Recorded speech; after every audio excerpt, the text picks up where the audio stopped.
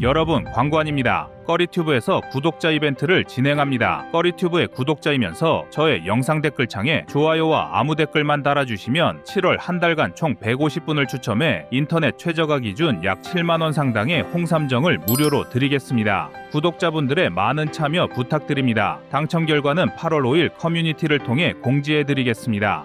또다시 중국의 몰염치한 행각이 밝혀져 파문이 일고 있습니다. 그 주인공은 바로 중국 최초의 중대형 민간 항공기 C919인데요. 꺼리튜브 채널에서 여객기를 다루는 것에 대해 의아해하는 분들이 계시겠지만 중국은 민항기와 전투기 분야를 모두 발전시키는 큰 계획을 세우고 있으며 기술 축적 외에도 항공기 분야 대회인지도 상승 등 여러 의도를 갖고 있었습니다. 그러나 사실 전투기나 여객기 모두 중국제 부품의 낮은 신뢰도로 인해 중국 정부조차 부품 대부분을 서방에서 제작한 것으로 사용하길 권장했는데요. 문제는 항공기의 핵심 부품이자 기술력의 자존심이라 할 수 있는 엔진에 있었습니다. 중국은 2023년 상하이 에어쇼에서 자국에서 직접 개발했다는 CJ-1000A 엔진을 공개했고 곧 C919에 장착 시험을 한다고 공표하기도 했는데요. 그러나 이 모든 것이 중국 공산당과 항공기 제작사 코맥이 치밀하게 짜고 친 쇼라는 것이 밝혀졌습니다. 그래서 준비했습니다. 오늘은 해외 인증도 못 받은 중국 항공기와 항공 엔진의 실체에 대해 자세히 알아보겠습니다. 여러분의 구독과 좋아요가 꺼리튜브 운영에 많은 힘이 됩니다. 현재 여객기를 자체 제조할 수 있는 국가는 미국과 프랑스, 러시아, 브라질뿐입니다. 미국 보잉은 지난 97년 맥도널 더글러스사를 합병하였고 항공기 분야의 경쟁자였던 록히드 마틴이 L1011 실패 이후 민항기 사업에서 손을 뗐기 때문에 미국 유일의 여객기 제조업체입니다. 국내에서 인지도는 낮지만 러시아는 초대형 항공기 제작 기술이 세계에서 가장 뛰어나다는 평을 받는 국가로 AN124 컨버전기를 생산하는 안토노프사와 투폴레프사, 일류신사에서 만든 투폴레프 154, 일류신 86 등의 대형 여객기는 러시아를 비롯한 동유럽 국가에 수천 대나 팔려나간 베스트셀러였습니다. 그리고 우크라이나 전쟁 전까지 투폴레프 204, 일류신 96 등의 최신형 여객기를 생산하고 있었습니다. 에어버스사는 유럽 기반의 컨소시엄 형태로 운영되지만 프랑스에서 대부분의 운영을 총괄하고 있는데 이미 기술력과 신뢰성에서 에어버스의 A330, A340은 보잉 여객기보다 우수하다는 평가를 받고 있으며 이제는 항공기 수주 잔고량에서 보잉을 앞지르는 기염을 토하기도 했습니다. 브라질의 민항기 제작사 엠브라에르는 다소 생소한 이름인데요. 1969년부터 상업용 항공기를 전문 제작해왔으며 지난 2023년엔 대한민국 공군의 C390 밀레니엄 수송기를 납품하기도 했습니다. 그리고 이제 이 영광스러운 자리에 중국의 항공기 제작사 중국 상용항공기 코맥사가 이름을 올리게 됐습니다. 2008년 중국은 항공대국으로 성장하겠다는 야무진 꿈 항공굴기를 선언했는데요. 이때부터 현재까지 공격적인 투자와 마케팅을 이어나가고 있습니다. 그러나 결과적으로 투자 규모에 비해 성과는 미미하고 또 미비한 성과에 비해 마케팅은 과하다 못해 사기극에 가까운 수준을 보여주고 있습니다. 일단 중국이 자체 개발했다는 이 비행기는 보잉 B737과 에어버스 A320급과 경쟁하는 모델로 좌석수는 170에서 190석, 최대 항속거리는 5,500km, 72톤의 최대 이륙 중량을 갖습니다. 참고로 보잉 B737의 최대 이륙 중량이 71.35톤, A319가 62.5톤이니까 꽤 준수한 사양이라 할 수 있는데요. 무엇보다 벌써 주문 건수가 1000대를 넘어섰다고 하니 중국에선 이러다 곧 세계 4대 민항기 제조사에 들어가겠다며 설레발을 떨었습니다. 그리고 2024년 싱가포르 에어쇼에 나타난 C919는 그 등장만으로 세계의 이목을 끌기에 충분했습니다. 현재 200석 규모의 항공기는 미국 보잉과 유럽의 에어버스가 양분하고 있는데 이제 그들과 대적할 강력한 경쟁자 중국의 코맥이 가세한 것입니다. 그러나 반전이 있었습니다. 국제 항공 뉴스 제공 채널 에어데이터 뉴스에 따르면 중국이 자체 개발했다던 항공기의 부품 대부분이 미국과 유럽에 의존했던 것으로 드러났습니다. 꼬리 날개와 동체 프레임을 제외하면 모든 것이 미국이나 프랑스 제품이었고 중국이 만들었다는 레어더도 사실은 레이더 부품의 커버였음이 밝혀졌습니다. 만약 미국에서 제재를 가해 부품 공급이 중단된다면 더 이상 생산이 불가능한 여객기인 것이죠. 특히 항공기에서 가장 중요하고 기술 개발이 어려운 분야가 항공기 엔진인데 C919 엔진은 미국과 프랑스 합작사인 CFM 인터내셔널의 리프 엔진을 쓰고 있었습니다. 이 엔진은 보잉 737 맥스나 A320에도 사용될 만큼 국제적으로 인정받은 부품이지만 문제는 화웨이나 샤오미처럼 제재에 취약하다는 공통적인 단점을 갖고 있습니다. 실제로 2019년 트럼프 행정부 시절의 미국은 더 이상 엔진 받을 생각하지 말라며 으름장을 놓은 적이 있는데요. 이때 C919의 상업 운전 계획이 전면 중단된 적이 있습니다. 1000대에 육박한다는 주문량도 따져볼 필요가 있습니다. 지난 4월 30일자 연합뉴스 인터넷판 기사에 따르면 중국의 남방국제 동방항공항공사에서 자국산 여객기 C919를 앞다퉈 구매하고 있다고 보도했는데요. 특히 중국 남방항공은 C919 100대를 99억 달러 한화, 약 13조 6천억 원어치를 주문 애국 주문 열풍에 일조했습니다. 중국국제항공 에어차이나 역시 지난 4월 26일 C919 100대 주문을 계약했으며 이에 앞서 2022년 9월 중국 동방항공도 C919 첫 주문을 시작으로 모두 100대의 C919를 살 계획으로 알려졌습니다. 여기서 끝이 아닙니다. 위 주문은 모두 중국 3대 항공사의 수량이고 중국 내 중소항공사들 역시 갑자기 C919의 주문 대기열에 동참했습니다. 진펑항공과 우르무치항공을 포함 중국 하이난항공은 60대 C919를 주문했습니다. 중국이란 나라는 애초에 자국 내 수요가 충분함으로 제품만 만들어 놓으면 팔 걱정은 하지 않는다는 진리가 이번에도 통한 것인데요. 이렇게 자국 수요부터 충당하면서 자본력과 기술 축적을 이루고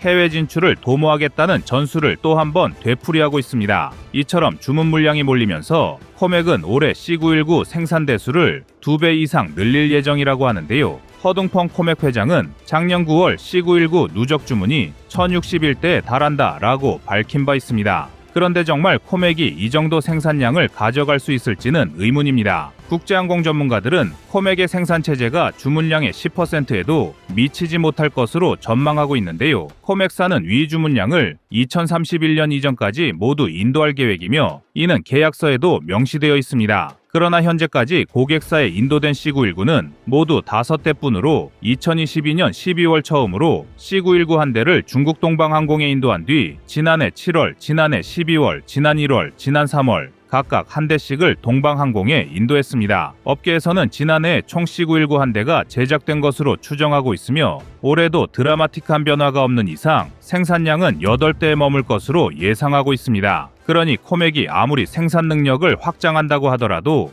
연간 생산 능력 150대를 완성하기란 불가능할 것으로 보이는데요. 더구나 C919는 외국 기업 부품에 대한 의존도가 70%에 달하는 여객기로 핵심 부품인 엔진은 물론 랜딩 프레임, 비행 제어 시스템, 항법 시스템까지 외국에 의존하고 있습니다. 만약 이 기간 내 미국의 심기라도 건드린다면 모든 계획이 물거품이 될 가능성이 큰 것입니다. 그러나 다행인지 불행인지 1061대에 이르는 계약 물량 중 약 500여 대는 계약금이 없는 주문량으로 파악되고 있습니다. 생산량 외에도 문제는 또 있습니다. 상업 운영을 위해서는 인프라도 중요한데요. 생산 시스템이 완성됐다 하더라도 비행기를 판 뒤에 조종사 교육도 해야 하고 정비를 위한 부품도 원활히 공급해줘야 합니다. 그래서 인프라를 갖추지 못한 중국은 일단 내수 위주의 판매를 하겠다는 입장인데 전술했듯 중국 내 항공사들의 구매 열풍을 애국 주문으로 단정했던 이유는 바로 C919의 가격에 있습니다. 당연히 중국산이고 내구성이나 신뢰도 등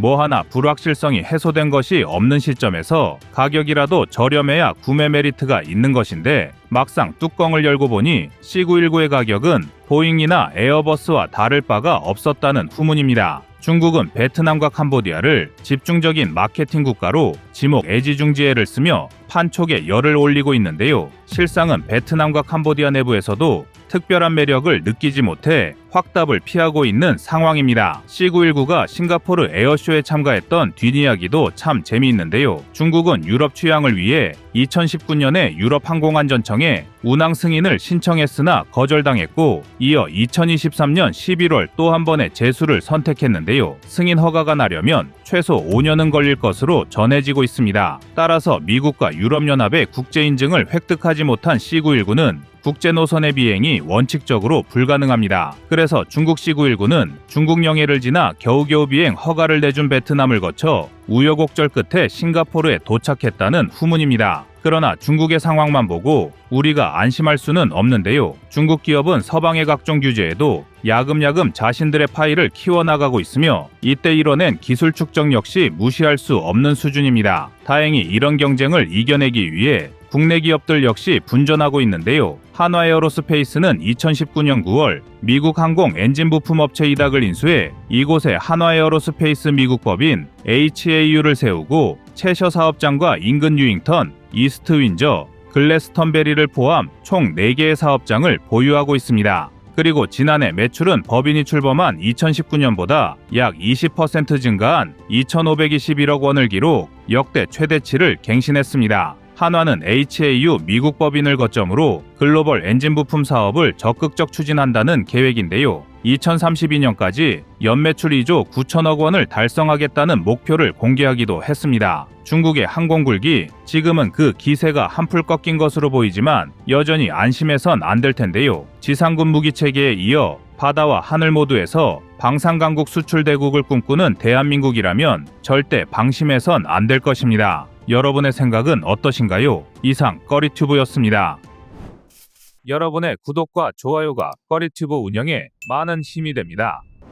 다음은 24년 5월 7일 중국 짝퉁무기 영상입니다. 모방은 창조의 어머니라고 하지만 모방만 해서는 발전하는 것이 불가능합니다. 무기체계 개발도 이와 마찬가지입니다. 아무런 기술적 토대가 없는 상황에서는 앞선 해외의 무기를 카피하여 제작하고 그렇게 노하우가 생기면서 기술이 성숙해집니다. 그리고 이를 바탕으로 독자적인 무기도 개발할 수 있는 역량을 키우는 경우가 많습니다. 대한민국도 이와 다르지 않은데요. 과거부터 우리는 소총 한 자루도 만들지 못하는 나라였다라는 말을 지겹도록 많이 들어보셨을 겁니다. 그렇습니다. 대한민국은 한 나라의 군을 무장시키는 가장 기본적인 무기인 총기류조차 자체 개발할 능력이 없었습니다. 하지만 베트남전을 거치며 미국에서 M16 소총 라이선스를 획득한 후 직접 제작을 시작하였고 이렇게 습득한 총기 제작 기술은 K1, K2 등 우리 군의 제식화기를 개발할 수 있는 밑바탕이 되었습니다. 그런데 모방이 아닌 카피, 이른바 짝퉁 무기를 줄기차게 만드는 나라도 있습니다. 바로 중국인데요. 중국은 소총부터 전투기까지 거의 모든 무기 체계를 베끼다시피 하여 개발해놓고서는 자신들이 개발했다고 선전하는 뻔뻔함까지 갖추고 있습니다. 그렇다고 중국이 모든 무기를 카피하는 것은 아니지만 그들이 새로 개발했다며 공개한 상당수의 무기 체계들은 외형만 봐도 어떤 것을 베꼈는지 한눈에 파악할 수 있을 정도입니다. 과거에는 주로 구소련과 러시아의 무기를 카피했지만 현재는 러시아, 미국 가릴 것 없이 쓸만하다 싶으면 닥치는 대로 카피해서 무기를 만들고 있는 중입니다. 반면 한국은 원형이 되는 무기에 대해 정식으로 계약을 맺고 대가를 지불한 후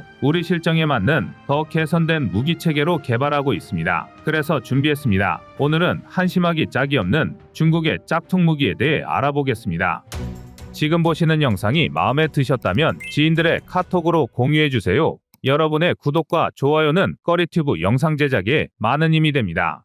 중국이 최근 공격 헬기 G-21을 공개했는데요. G-21은 기존의 G-10 공격 헬기와 G-20 기동 헬기를 통합하여 개발된 것으로 알려져 있습니다. 무기 체계를 개발하는 것이야 해당 국가의 소관이니 문제가 될 것이 없지만 세계 패권 장악을 노리며 주변국들을 위협하는 중국이 그 해당 국가라는 게 문제입니다. 따라서 G-21의 등장은 아시아와 국제안보 환경에 대한 우려를 증폭시키고 있습니다. 이 헬기는 중국의 군사적 야심을 반영하며 특히 대만, 인도와 같은 국가들에게는 불안감을 더욱 고조시키고 있습니다. 중국의 G-21 공격 헬기 개발 배경은 시진핑의 전략적 지시와 해군이 필요성에 기반을 두고 있습니다. 시진핑은 중앙군사위원회에게 2027년까지 대만에 대한 군사적 수단 준비를 지시하였습니다. 대만 침공을 위한 상륙작전과 내륙 고산지대에서의 작전 수행을 할 수 있는 강력한 공격 헬기의 필요성을 인지한 것인데요. 전문가들은 G-21이 기존의 공격 헬기 G-10보다 비행 성능과 무장 등에서 많은 부분이 발전됐을 것이라는 분석을 내놓고 있습니다. 게다가 G-21은 기동 헬기인 G-20과 호환되는 부품이 많기 때문에 정비 등 보수 유지 면에서 많은 장점이 있을 것으로 보입니다. 미국이 국외에 가장 먼저 투입할 수 있는 대규모 병력은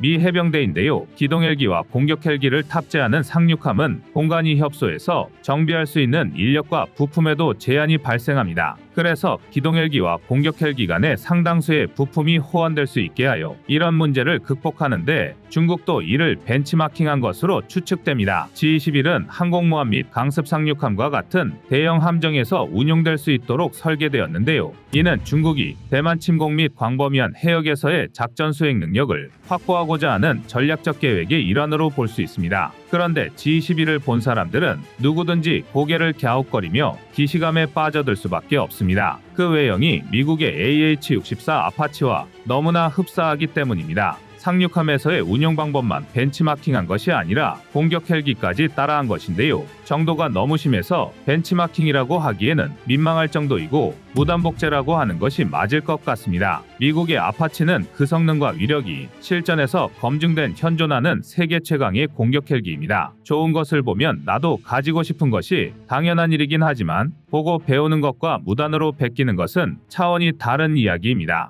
그러나 일각에서는 G-21이 아파치가 아니라 러시아의 KA-52 엘리게이터 공격 헬기를 모방했다는 주장을 하기도 합니다. 알려진 것처럼 G-10과 G-20의 설계를 혼합하는 것이 오히려 신형 헬기를 개발하는 것보다 난해하다는 것입니다. 하지만 따지고 보면 미국 헬기든 러시아 헬기든 중국이 G-21을 독자적인 기술로 자체 개발한 것이 아니라 다른 무기 체계를 베꼈다는 것은 매한가지입니다. 중국의 이런 모방은 독창성 부족과 기술 부족을 여실히 드러내는 것으로 볼 수 있습니다. 선진적인 기술을 자체적으로 개발하는 대신 검증된 외국 기술, 그것도 그렇게 적대시하는 미국의 기술을 복제하여 무기 체계를 개발하는 것은 최소한의 자존심도 찾아볼 수 없는 중국의 부끄러운 민낯이라고 할 수 있을 것 같습니다. 이는 중국이 기술적 진보보다는 단기적 군사적 이익 추구에 더 중점을 두고 있음을 시사합니다. 하지만 중국의 짝퉁무기 개발은 어제 오늘 일이 아닌데요. 기동헬기 G-20 역시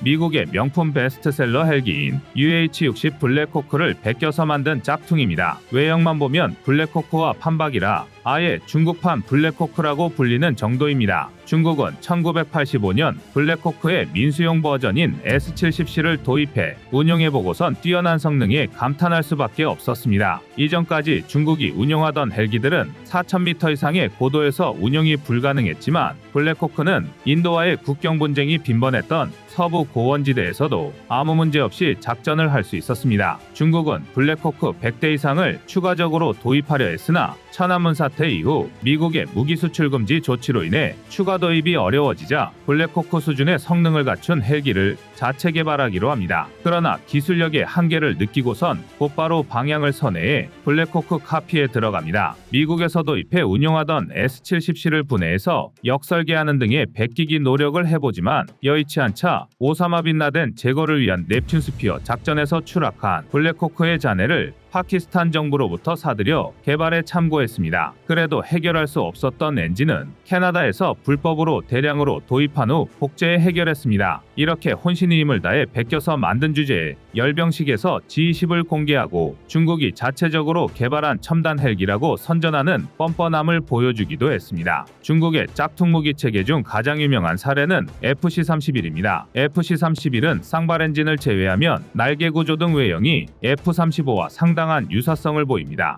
F-35를 빼다 박았다는 소리가 절로 나오는데요. 중국은 FC-31이 스텔스 전투기라고 주장하고 있습니다. 스텔스 전투기는 레이더 반사 면적을 줄여야 하기 때문에 기체 디자인이 결국 비슷해질 수밖에 없다고 항변할 수도 있습니다. 하지만 FC-31은 중국의 해커들이 F-35의 제작사인 록히드 마틴을 해킹하여 설계도를 훔쳐서 만든 도둑질의 결과물입니다. 당시 중국이 해킹한 록히드 마틴의 데이터에는 설계도는 물론이고 전자광학 시스템, 무장 시스템 등 주요 기술이 포함되어 있었습니다. 하지만 기술에 대한 데이터가 있다고 해도 이를 개발하고 통합하는 것은 또 다른 문제입니다. 중국은 해킹을 통해 F-35의 기술을 훔쳐오고도 제대로 통합하고 응용하지 못해 엔진과 항전 장비는 무단 복제한 러시아 전투기의 것을 장착했기 때문에 군사 전문가들은 FC-31은 외형만 F-35와 비슷할 뿐이라고 평가하고 있습니다. 이게 다가 아닙니다. 중국이 개발 중인 KJ-600 공중조기경 보통제기는 미 해군 E-2 항모형 조기경보기와 상당히 유사하다는 의심도 받고 있습니다. 이러한 유사성은 중국이 항공모함을 보유하고 태평양으로 진출하려는 야심을 바탕으로 한 전략적 결정에 의한 것입니다. 항공모함을 효율적으로 운용하기 위해서는 광범위한 해역에서 작전을 수행할 수 있는